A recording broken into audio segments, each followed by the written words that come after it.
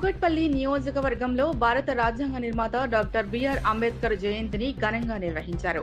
నియోజకవర్గంలోని వివిధ ప్రాంతాల్లో ఉన్న అంబేద్కర్ విగ్రహాలకు ఎమ్మెల్యే మాధవరం కృష్ణారావు కార్పొరేటర్లతో కలిసి పూలమాల వేసి ఘన నివాళులు అర్పించారు. ఈ సందర్భంగా ఆయన మాట్లాడారు.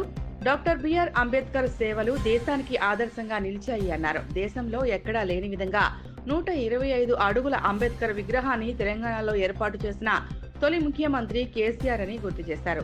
అంబేద్కర్ కలలు కన్న స్వరాజ్య సాధన కోసం కేసీఆర్ ప్రభుత్వం దళిత బంధు వంటి పథకాలను ప్రవేశపెట్టింది కాబట్టి ఇప్పటి వరకు కనీసం కాంగ్రెస్ పార్టీ దళిత బంధు విషయాన్ని ప్రస్తావించలేకపోయిందని విమర్శించారు.